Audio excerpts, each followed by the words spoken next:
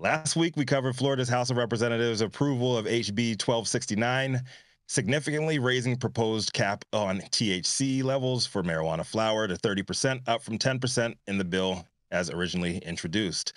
Although we all said 30% up from 10 was an improvement, consensus agreement was that there should not be any caps on THC levels, even if we're just talking about adult use. But leave it to the good old Sunshine State GOP-run government to do what they want to do and not give a damn about the people who put them in office or any of y'all's feelings along the way. Because yesterday, Florida's Senate approved a nearly identical bill, SPB 7050, which, if passed, would officially make Florida the third state in the U.S. to impose a market-wide potency cap on adult-use cannabis. Much like HB 1269, SPB 7050 received a favorable vote by the Senate Health Policy Committee proposing a 30% THC cap on smokable flower. It also calls for all other forms of marijuana, except edibles, to be capped at 60% THC, with adult use edibles in Florida having a maximum allowed amount of THC of 200 milligrams per package and 10 milligrams per serving.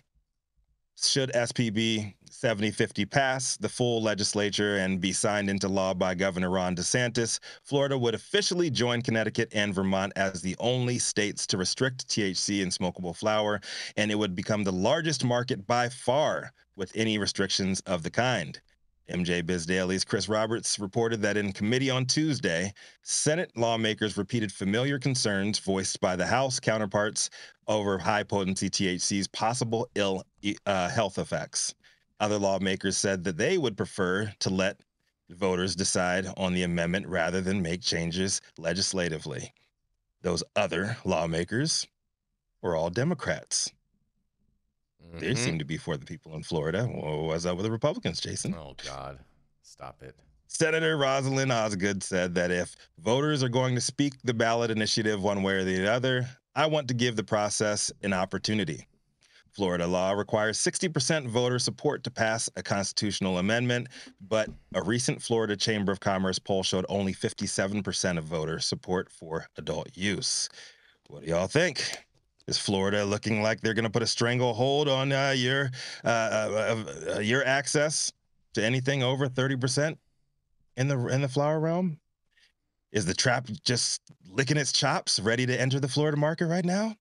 So many questions, so little time. Let's talk about Florida. I'm Rico Lamitte, the dopest dad on the street for High 9 News.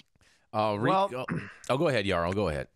I mean, I'll chime in on this, right? So because cannabis is a plant, cultivators are limited by how much control they have as this beautiful plant continues to do its best to have its highest genetic expression.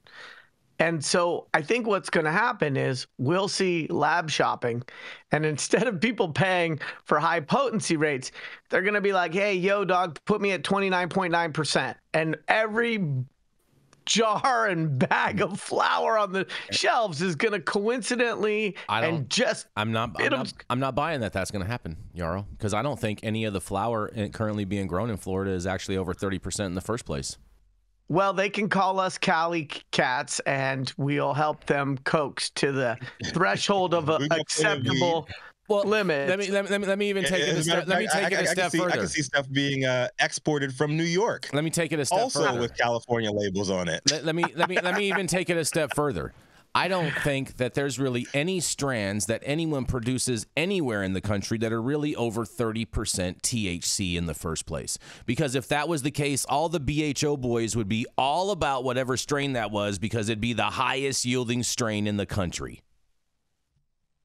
I mean, I think Yarrow's point is generally correct, though, that creating an artificial cap on the amount of THC that can be sold will, to some degree, result in people taking advantage of the lack of standards and regulations around lab testing. I think that's undeniable, and this is partially what we need for regulators to actually come in and bring in experts and provide real standards on sample selection and testing right now. Maybe this is the kick that they need in the ass to get that going. But overall, this is just another form of prohibition, right? Whether or not there is real cannabis that actually is over 30% THC or otherwise, if people are seeking out strains that have that on the label, then there's going to be a market for it, and the trap will fill that need if it's not allowed to be filled over the counter.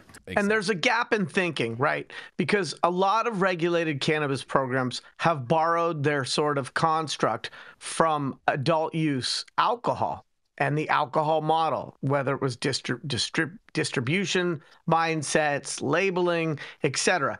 And in alcohol, you can take a beverage and you can run it through a reverse osmosis system, and you can pull off a little bit of that alcohol and bring it down below. And in alcohol, often, for example, wine is taxed based on the percentage of alcohol. So if you go into a store and you get a nice bottle of Cab, you're going to see a lot of 14.7, 14.9% because there's this, I think, tax threshold at about 15%. And so everybody will make their good juice, their vino, and then they'll draw off a little bit of that alcohol to be below a certain tax threshold. So for regulators and policymakers that don't understand where that alcohol adult bev construct falls apart when you're creating cannabis products, I can understand where this miss would have occurred.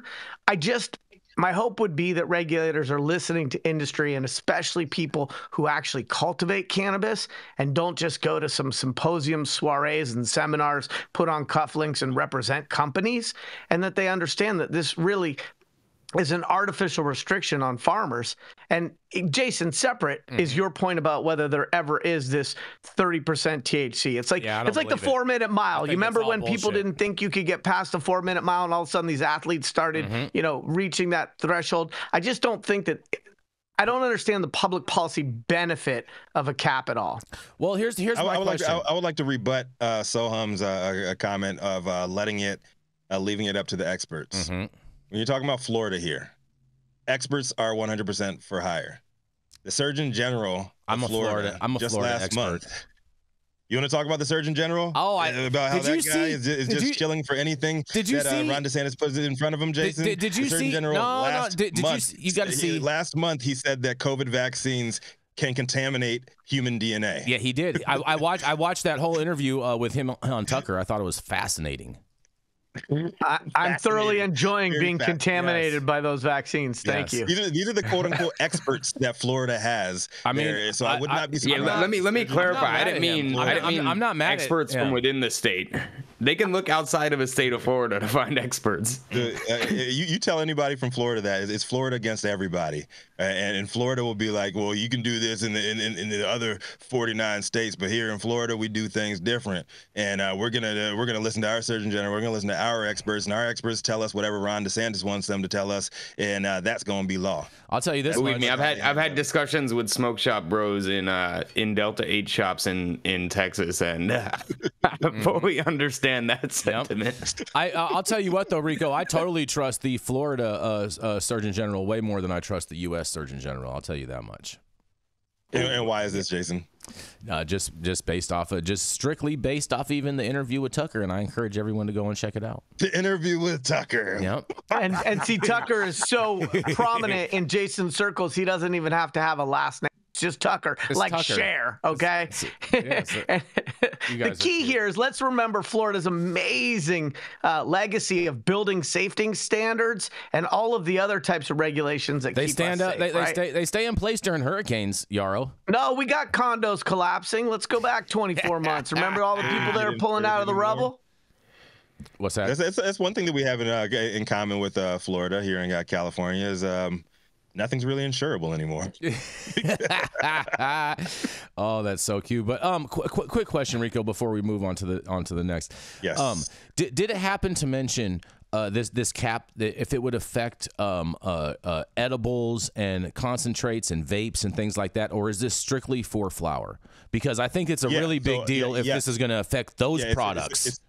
It said there would be a 60% cap on everything except for edibles. Edibles are in their own category in Florida, but everything else, including tinctures, including like any other product, period, 60%. So what's the point of putting a 30% cap on flower if I could buy a 60% vape? Now, don't you start Well, here's the whole thing. Logic on me. Jason explain that. Hold on a second. I can tell you that. Annexed. Jason Beck. I can tell you all about that. I mean, the sense of it is that the vapes, when you look at the vapes are usually like 80-90% THC on all the packages across the country for the most part. And so the regulators are like, hey, we have a vaping epidemic, all these young people are doing all this, and we want them to have less THC, so therefore we need to make it a lower threshold. But I don't necessarily agree with that 60% threshold. I just feel that when you do that, then you're giving consumers and just lower grade quality products from what they are actually intending on purchasing. But what?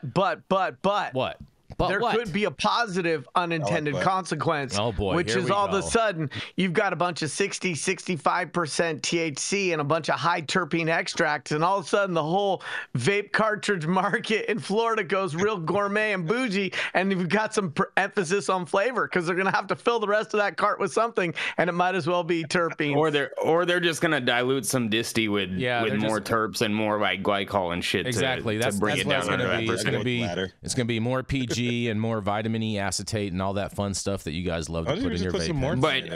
But I guess, I mean, I understand your point, Jason, about relative to other states, those vapes are less powerful. But my question is, doesn't it undermine the purpose of having a potency cap on flower to also sell product that's twice as potent as that? I don't know. No, I don't think it is, because I think they're two totally different products, and they're actually called the concentrated product. So just like if you were to buy a gallon of orange juice, right? You can make that same gallon of orange juice with one small can of concentrated frozen orange juice. That's how I view it. It's the same. I mean, I guess my question is this. It'd be like if there was a cap on, for example, wine. Like, wine cannot be more. We want to limit the amount of alcohol that people drink, so we're going to put a cap on wine that it can't be more than... That is a cap. Yeah, but that's tax related. This is supposedly a public safety concern, right? But at the same time, I could go into the same store and buy Everclear, which is 95% grain alcohol. Doesn't that undermine the public safety argument of putting a potency cap on something? Not a tax-related cap like we were discussing earlier with wine? I don't think it undermines the public safety, because, I view them as two totally different types of products. But I understand what you're saying. I do understand what you're saying. I get it. I just don't happen to... I don't follow that total logic, but it's okay. It's gonna be all right. I promise. But Florida, you need to stop the cap already. The Florida Republicans stop the cap. The Florida Republicans are just giving the Democrats just material to run on. It really doesn't matter. They're not Democrats in Florida couldn't run if they had racing shoes on. Just telling his you. Name was pretty close. If it wasn't for pretty Trump's close endorsement of DeSantis, that's what they call the first place loser. Had a Democratic governor. That's what they call the first place loser, bro. Pretty close. I'm saying. I mean, I feel like DeSantis has given. I feel like DeSantis has given people something to run against, right? Like, separate if you have something to run for, he's given people a lot to run against. Who, DeSantis has? Yeah. No, no, he has not. No. If you're attacking videos of him, you got your priorities. I'll put it to you. Not only that, he seems to be like the least charismatic person of all time. Like, he's a little sweaty too. He's a little sweaty, a little schwitzy. He is, but I'll guarantee you this. If he was allowed to serve a third term as governor, he would win by a landslide again. He dropped out of the presidential. Not by a landslide, by a collapsing condo. There's a difference. Oh man, loser. We're gonna go to a commercial and we're gonna be right back.